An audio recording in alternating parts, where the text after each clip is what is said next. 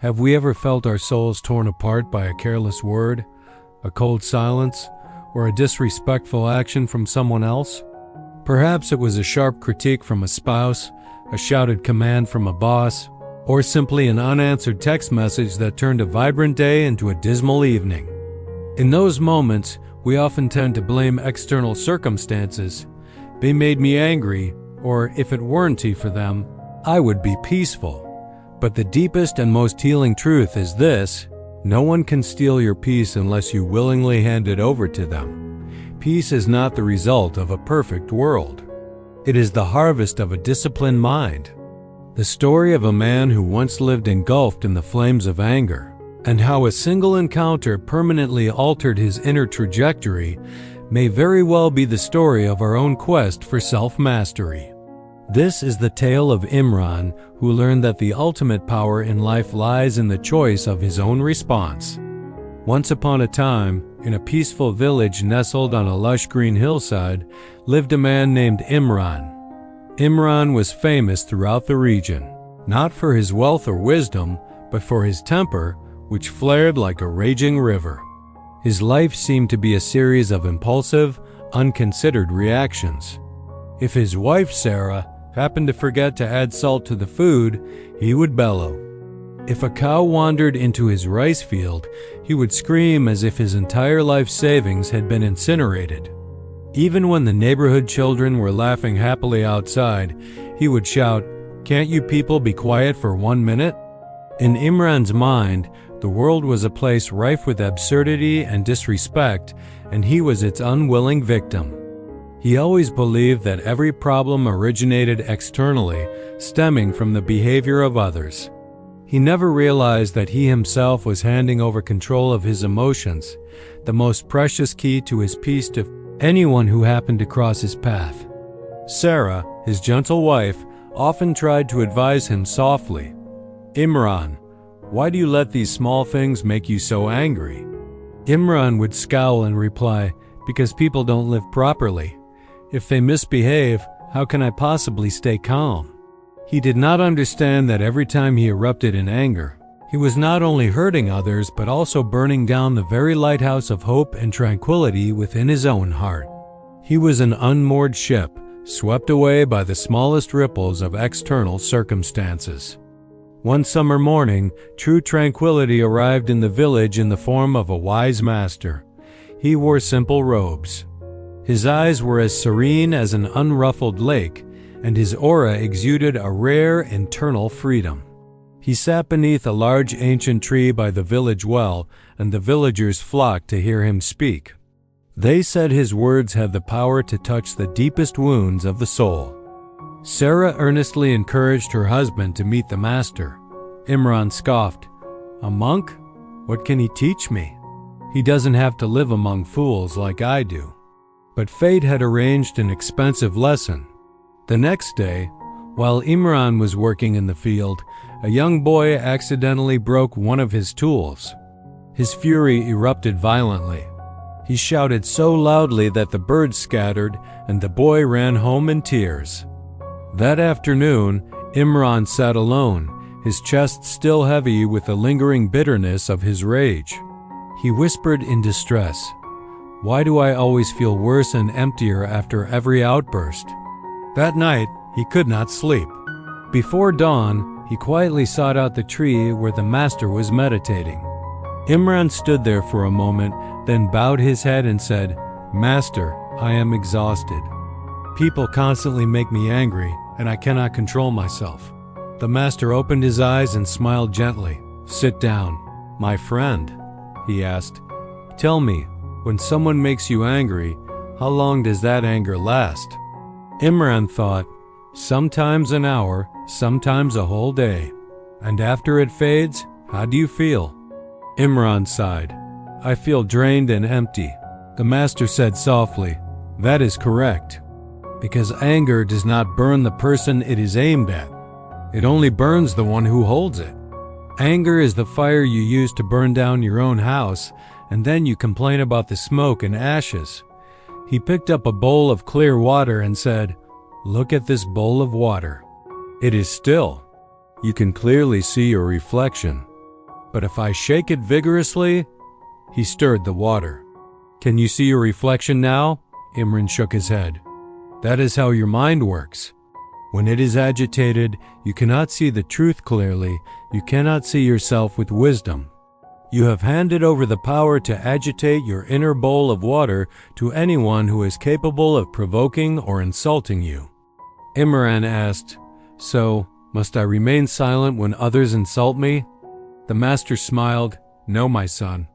You must simply learn to respond instead of react. There is a huge difference. Reaction is an impulsive, defensive instinct. Response is a conscious choice, shaped by stillness. When someone throws mud at you, you can choose to catch it, or you can simply step aside. The choice is always in your hands. The next morning, the master told Imran to bring a pot of water and a handful of sand. Imran complied. Now boil that pot of water, the master instructed. When the water began to bubble furiously, he asked, Can you touch it right now? No, it's too hot, Imran replied. That is your anger. When emotions are boiling over, you cannot touch peace or wisdom. Next, he dropped a spoonful of sand into the pot.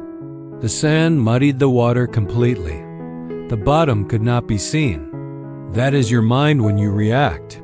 Anger pollutes every thought. He poured that dirty water into another bowl and set it silently on the ground. After a while, the sand slowly settled and the water became clear again. You see, the master said, when you stop reacting, your mind settles and you will see your life more clearly. Imran was silent.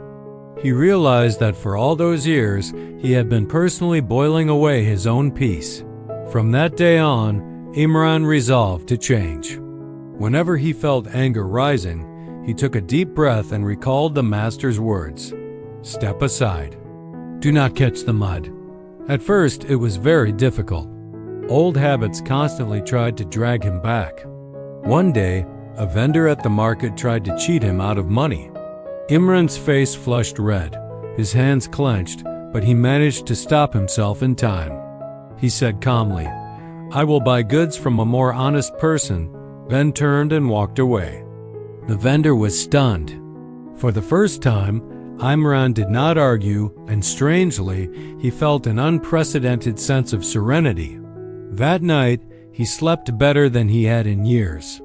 But change always requires bigger tests. One morning, a group of young men saw him and mocked him.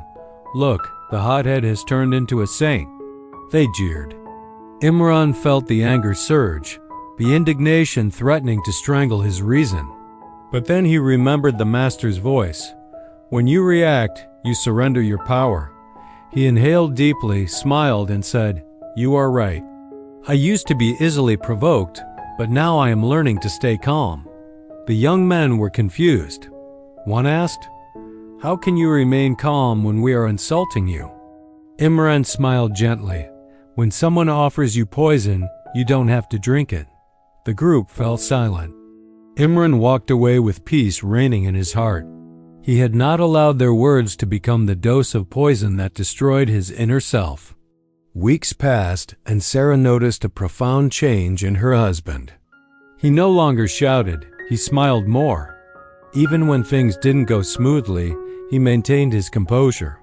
One morning, Imran returned to the master. He bowed and said, Master, I have learned the most important thing.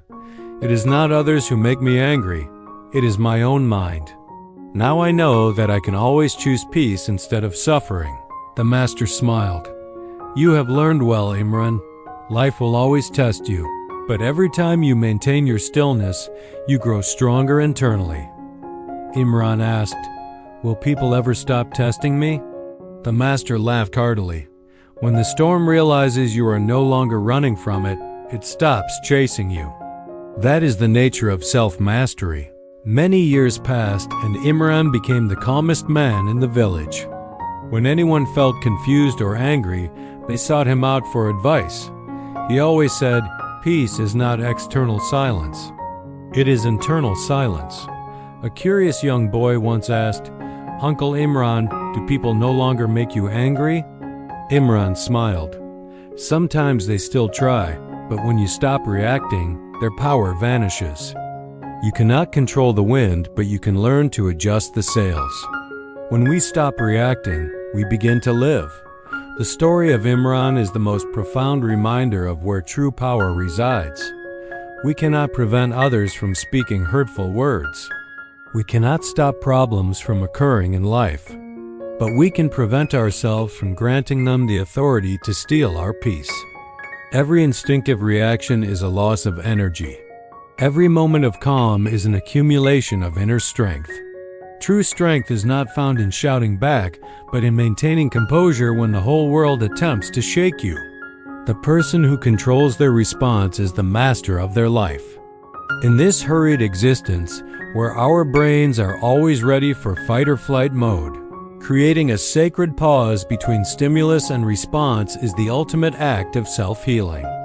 That space, sometimes only as long as a deep breath, is the birthplace of personal freedom. The next time someone tries to disrupt your peace, smile and whisper to yourself, "I will not catch the mud." Remember, you cannot control the world, but you can absolutely control your reaction to it. And that is the secret to a perpetually free and peaceful soul.